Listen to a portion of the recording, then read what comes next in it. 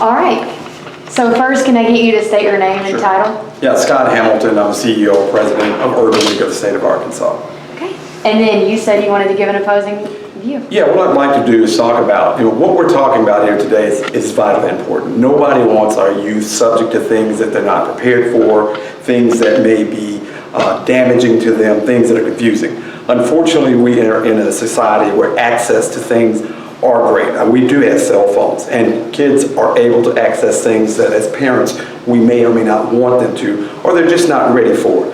But in this instance, I think this is an overall attempt to address that. Do we need to address it? Absolutely, but this is not the way. We do not have an unfettered approach where one individual would complain about any book without some process to say, what is the issue? That's what we're seeing. We're seeing it rampant.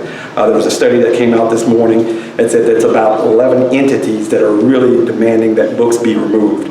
And with the fear of the law that has been put in place, librarians are scared to even take the time to do the research to say, what is offensive? What is dangerous? I think as a society we must do that, but this is a little overbroad, because what happens is kind of like throwing the baby out with the bathwater.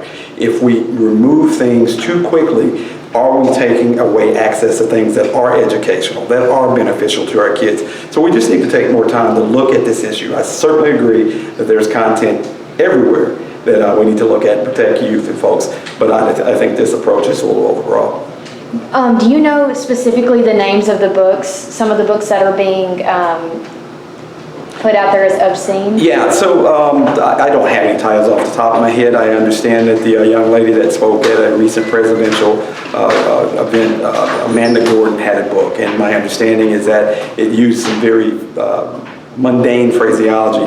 We don't even know a lot of times how people are saying that a book has offensive material, because we don't have a process. And so again, I think we see librarians and entities that are overreacting because they're fearful of what's been put in place. Again, as a society, we have to look at how do we protect our youth, how do we protect our children, but at the same time, we need to make sure they have access to information that's valuable to their development. Is there anything else you want to add? No, but okay. I appreciate you taking the time. Yeah, all right. Thank you. All right.